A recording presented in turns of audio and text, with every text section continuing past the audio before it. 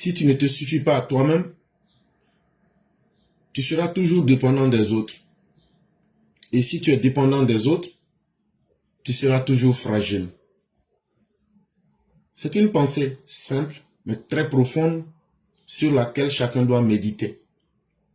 Dans cette vie, soyez fiers de ce que vous êtes. Dans cette vie, n'enviez personne. Parce que chacun porte sa propre croix. Chacun porte ses propres difficultés. Dans cette vie, ne vous oubliez pas en étant impressionné par les autres. Restez simplement vous-même. Soyez satisfait de ce que vos efforts et vos capacités vous donnent. Et n'enviez jamais quelqu'un au point de rendre cette personne meilleure que vous. Chaque fois que vous vous sous-estimez vous-même, que vous trouvez que vous avez moins, cela permet aux autres de profiter de vos faiblesses. Et tant que vous donnez l'occasion aux autres de profiter de vos faiblesses parce que vous ne vous suffisez pas à vous-même, vous allez toujours être fragile. On dit comme ça que le temps finit par révéler la vraie nature de toute chose. Ok, oui. Dans cette vidéo que je vais jouer, vous comprendrez de quoi il est question. Cette vidéo va vous parler de Chaka Dian et de la vraie nature de ce monsieur qui n'est pas quelqu'un de reconnaissant du tout, qui pense que c'est à lui que le monde entier doit tout. Parce que le jour que lui il est né, c'est au centre de la terre que lui il est né. Donc le monde entier doit se plier à ses pieds et le monde entier lui doit tout. Ici, notre mère bien-aimée, que nous appelons ici la Go Rosalie, nous montre des côtés sombres de Chaka Dian. On vous l'a dit ici à plusieurs fois, peut-être que les gens n'ont pas prêté attention, mais maintenant peut-être venant d'autres personnes, et surtout de ceux qui ont pratiqué Chaka Dian, de ceux qui ont été ses collaborateurs, voici ce que la Go Rosalie nous dit ici sur Chaka Dian. Je vais révéler quelque chose aux Ivoiriens et à toute l'Afrique. Après le coup d'État de 1999, le président Bédié ne prenait plus au téléphone M. Tidjane Thiam jusqu'en 2020. Ils n'ont changé aucun mot jusqu'en 2020. Le premier mot qu'ils ont échangé, c'est quand M. Tidjane Thiam a perdu son fils en 2020. Il a appelé le président Rikola Bédié pour l'informer. Et c'est comme ça que le président Bédié l'a pris la première fois en 20 ans au téléphone. Bon, l'histoire du président bien. Quand je sortais de prison, je fais une autre révélation. Quand j'étais en procès, j'ai des choses que je ne pouvais pas dire parce que ça concernait juste mon dossier d'exclusion du parti. Pourquoi? Oui, parce qu'il est. Le président Rikola Bédié m'a dit à moi, Yapo Valérie, quand il était en exil, de côté, M. Tidjane Thiam était à 1 heure de lui. M. Tidjane Thiam ne lui a pas rendu une visite pendant son année d'exil jusqu'à ce qu'il revienne en Côte d'Ivoire. Et c'est lui qui l'avait proposé ministre. Il ne lui parlait pas. Et dans certains minutes, M. Tidjane Thiam ne disait pas du bien du président Rikola Bédié. Et il a dit encore, il a dit dernièrement dans une interview que le président Bédié a fait une élection tronquée en 1995. Vous voyez ce qu'il pense de son patron. Vous voyez ce qu'il pense de lui. Et le président Bédié savait tout ça. Quand il est revenu en 2022, il a révélé encore dans une interview, avant vous, je ne sais pas si c'est chez vous ou c'est chez... Il a dit, quand il est revenu en Côte d'Ivoire, la première fois, il allait parler de son ambition au président Alassane Ouattara. Il a mis encore le président Bédié de côté, alors qu'il dit qu'il est PDCI RDA. C'est du fou. Quand il est venu, il a dit au président Bédié à Taoukouros, je vais me mettre à jour. Je vous dis qu'il a payé 3 200 000 pour 23 ans d'absence. Savez-vous combien il coûte? la carte de membre, c'est 100 000. 200 ne peut pas couvrir 23. Et moi, je vous dis, et j'assume, Valérie Yapo, moi, c'est la nappe politique du siècle en Côte d'Ivoire. Est-ce qu'on peut... Et donc, Tidjam Thiam, comme elle le dit, est l'arnaque politique du siècle. Et Dieu merci, venant des membres du PDCI, ça ne fait que nous conforter dans notre position et dire à tous ceux qui avaient voulu faire de lui quelque chose d'extraordinaire qu'il ne le sera pas. Parce que le PDCI même commence aujourd'hui à nous montrer les vraies limites de Chakadjan. On va toujours continuer quand le PDCI confond Joseph et Madoff. C'est un texte de notre frère, père, Mohamed, que nous allons lire et vous expliquer son contenu. Mais bien avant la lecture, voici d'abord une vidéo à suivre pour appuyer la bonne compréhension de la lecture que nous allons faire.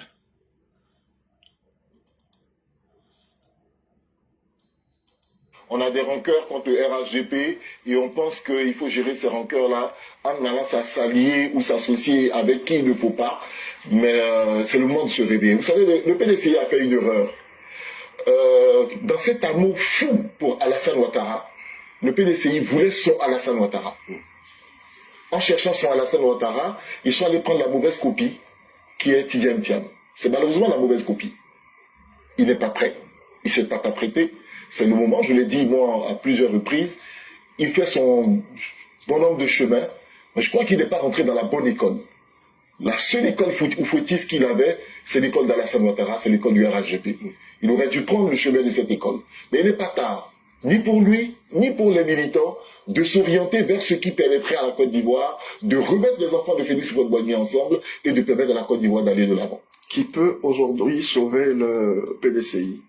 Bien sûr, qui peut sauver le PDCI. Cette alternative peut sauver le PDCI. Moi je dis, je ne parle pas à la place du PDCI du RHDP, mais je dis que hier, le PDCI, certains cadres qui sont restés nous ont dit non, on ne veut pas voir disparaître le nom du PDCI RDA, mais que d'aller signer une alliance avec le PPA, s'il venait signer une alliance avec le RHDP. C'est plus cohérent. C'est plus cohérent. Et donc après cette vidéo, nous allons donner une explication sommaire du texte qui a pour titre « Quand le PDCI confond Joseph et Madoff ». Les illusionnistes comme Tidjam Thiam ne sont pas une espèce rare. Non, ils abondent dans l'histoire, se reproduisent de siècle en siècle, toujours vêtus du même manteau trompeur. À savoir, génie en façade, mais la supercherie en coulisses. Bernard Madoff, par exemple, ce financier adulé de Wall Street, avait bâti une pyramide de Ponzi qui a englouti des milliers de fortunes et ruiné des familles entières. Sur papier, il était un messie économique. En pratique, il n'était qu'un mirage destructeur. Les gens comme les Chakadjan, là, quand tu les vois là, tu penses que personne ne peut atteindre leur niveau. Quand eux-mêmes ils viennent parler d'eux là, tu vas dire, ce qu'eux ils ont fait là, il n'y a pas quelqu'un qui peut les atteindre. Mais tout ce que vous voyez dans les gens comme les Chakadjan là, c'est flocon, c'est waiko. Il n'y a rien dedans. À part le fait de dire, je suis petit-fils de Félix Houphouët-Boigny, parce que Houphouët a accepté que son père, migrant du Sénégal, soit venu là. Il n'y a rien dedans. Quand vous les voyez là, on va dire c'est un génie, c'est un premier de classe, c'est comme ça. Un premier de classe qui n'arrive pas à se faire embaucher avant ceux qui étaient les derniers de la classe à la Polytechnique. En réalité là, ce sont des espèces qu'on retrouve partout, c'est-à-dire les hommes malhonnêtes, les hommes sans fond. Et ça, ce n'est pas une espèce qui est rare. Tu trouves ça partout. C'est eux qui ont besoin de montrer qu'ils sont honnêtes. Et donc là, ce besoin de montrer qu'ils sont honnêtes, ça fait qu'ils se donnent un genre, un air, alors que on peut vous citer à l'appel des exemples comme ça. Par exemple, Bernie Madoff, qui était un financier à Wall Street. Il a blagué ses propres parents juifs, il a pris leur argent et il a fait une pyramide de Ponzi. Ça veut dire quoi? Ça veut dire, mère Sali, ou bien les élèves de la classe me font confiance. J'approche les élèves de la classe, je dis, Si Mère Sali me donne 1000 francs, dans 3 mois, elle aura 10 000. Mère Sali me fait confiance. Quand elle me fait confiance, j'ai dit, pour que ton argent fructifie, le business il est bon. Fais venir Mère Fatoumata Coulibaly, fais venir d'autres personnes proches de toi. Comme ça, elle aussi, elle va aller toucher d'autres personnes. Et quand elle touche d'autres personnes proches d'elle, eux aussi, ils tombent dans la supercherie. Maintenant, je collecte l'argent avec eux, je donne les 10 000 de Mère Sali. Elle va devenir un premier témoin vivant. Elle va aller pour convaincre les autres et envoyer plus de personnes. Et je monte une pyramide.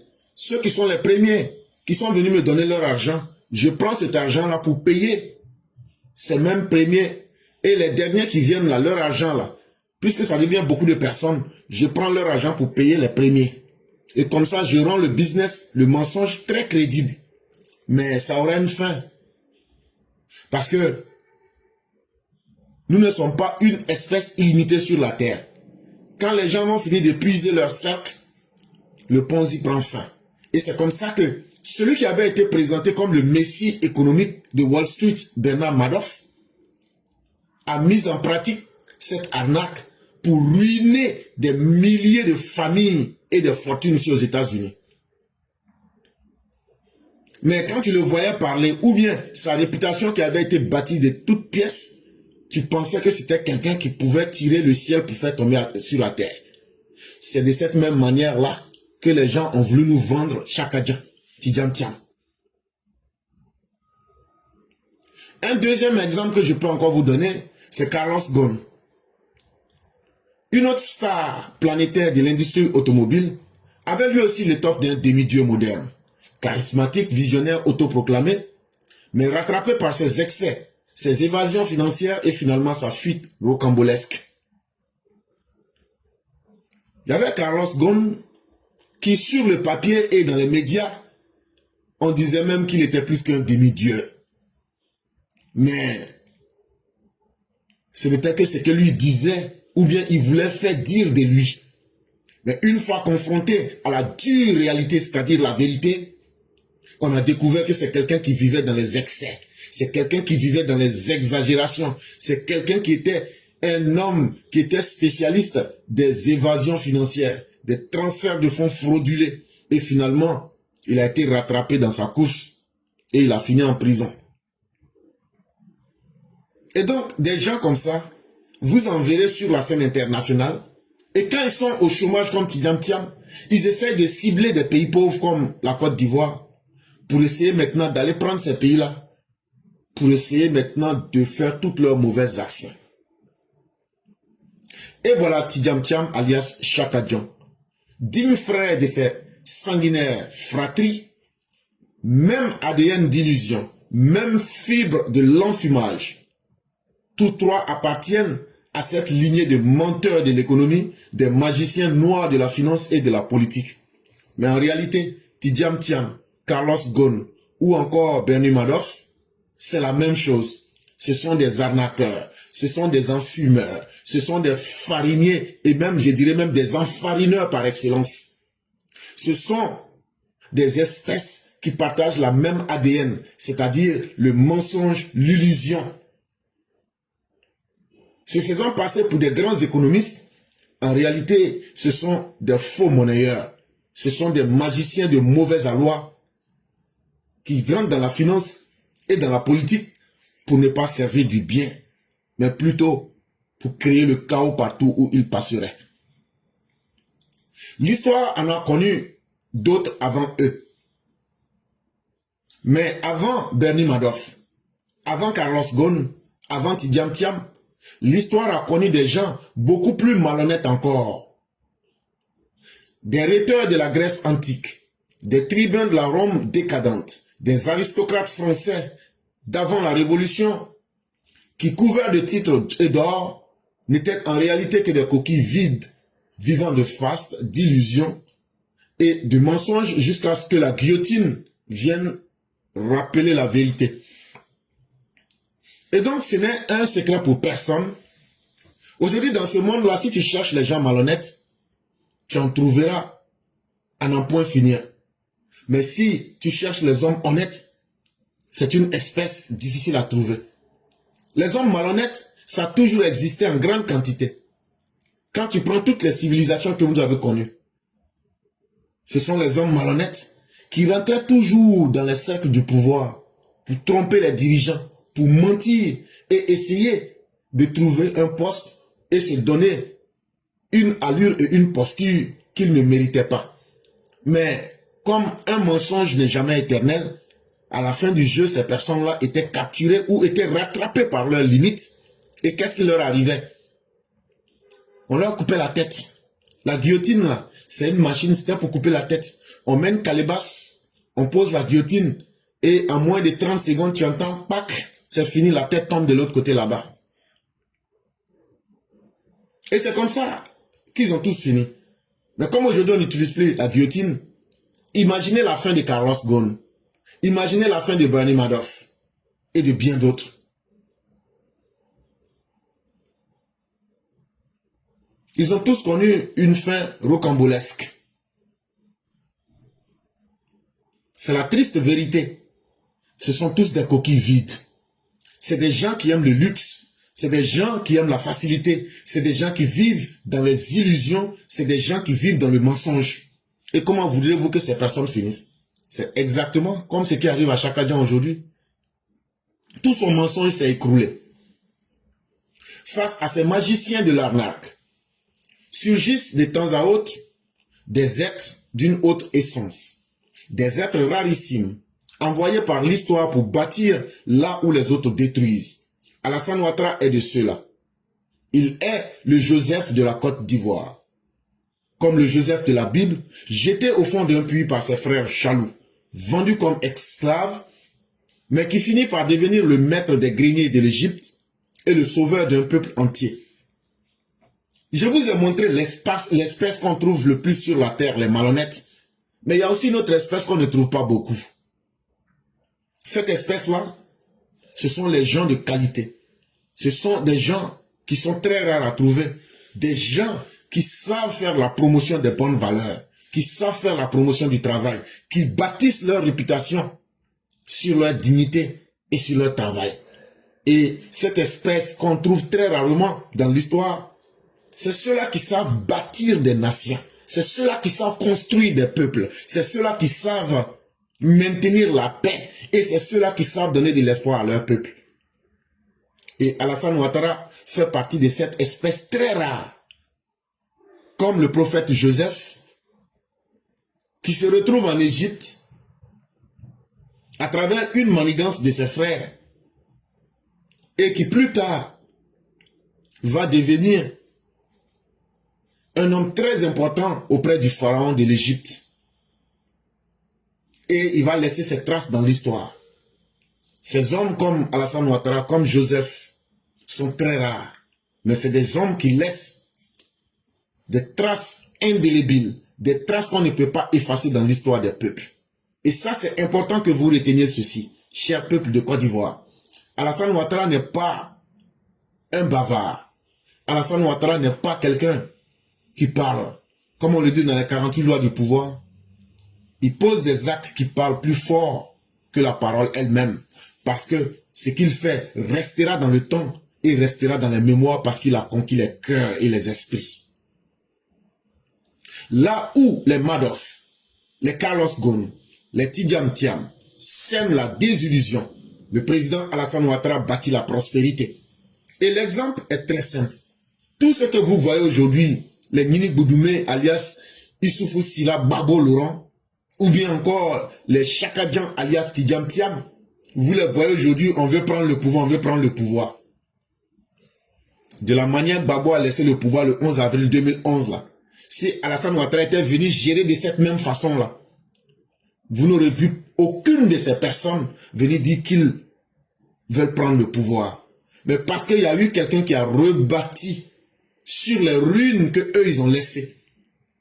Eux, pendant que Tidjane Thiam était en train d'aider Laurent Gbagbo dans son coup d'état contre Guy Robert, pendant que lui, Chaka Dian, était en train de soutenir Henri Konan Bédié dans des élections tronquées, Alassane Ouattara, lui, il a construit et reconstruit ce pays-là pour le faire briller.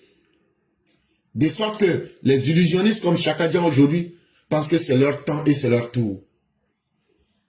Là où eux n'ont laissé que des ruines et des larmes dans le cœur et dans les familles ivoiriennes, Alassane Ouattara est venu dresser des routes. Il est venu, il a imposé des ponts. Il est venu, il a bâti des hôpitaux. Il est venu, il a placé des universités. Et de cette façon-là, Alassane Ouattara a fait écrouler tous les faux prophètes, comme de la manière les idoles de carton tombent et s'écroulent.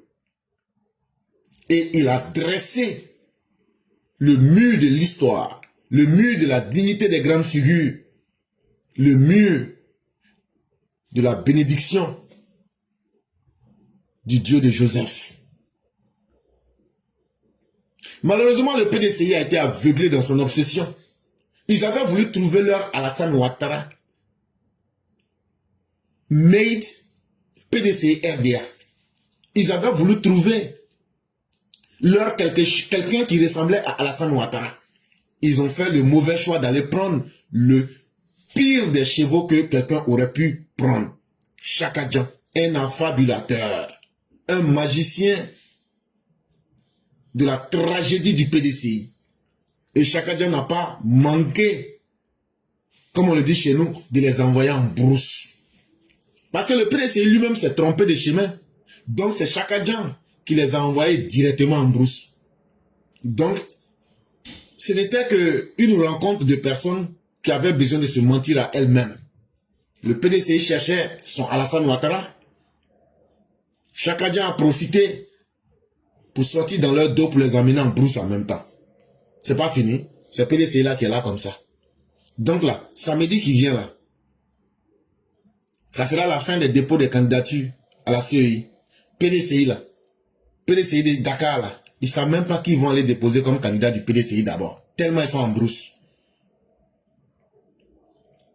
Au lieu de trouver un bâtisseur, ils ont trouvé un prestidigitateur arrogant. Ils ont trouvé un menteur arrogant. Ils ont trouvé un fuyard. Ils ont trouvé un peureux. Le PDCI n'aura pas trouvé le Joseph qu'ils espéraient. Ils ont plutôt trouvé le Bernard Madoff africain. Et c'est là que se trouve la tragédie du PDCI. C'est triste pour eux, mais vouloir imiter le soleil avec une bougie, c'est la plus grosse connerie que quelqu'un pourrait faire. Il y a une très grande différence entre une bougie et le soleil. Une bougie ne peut pas éclairer au-delà d'une chambrette. Mais le soleil, Alassane Ouattara, on ne le compare à personne. Et lui-même n'a jamais cherché à se comparer à qui que ce soit. Et c'est là que réside sa plus grande valeur.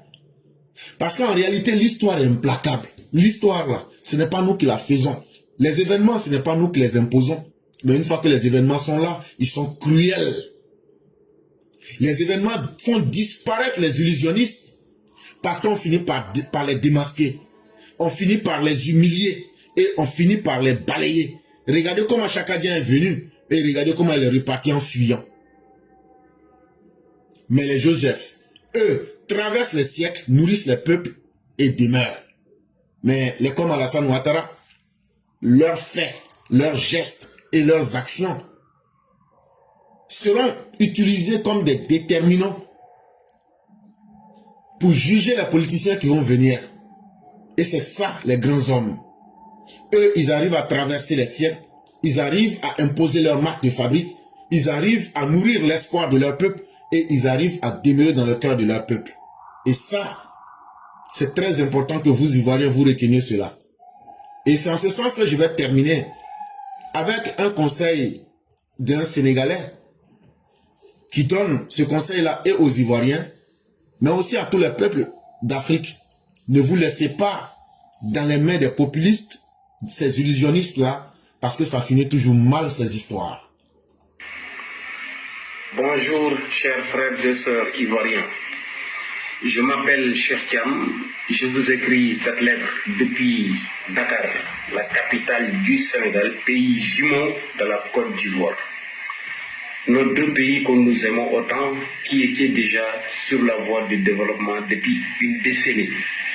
Mais vous n'êtes pas sans savoir que nous, les Sénégalais, nous avions décidé de faire un changement qu'on appelle entre guillemets alternance ou démocratie.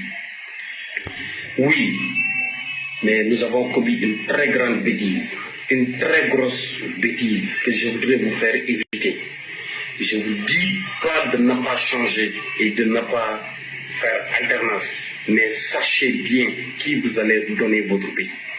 Regardez bien qui vous allez mettre à la tête de votre pays. Sénégal et la Côte d'Ivoire étaient sur la voie du développement.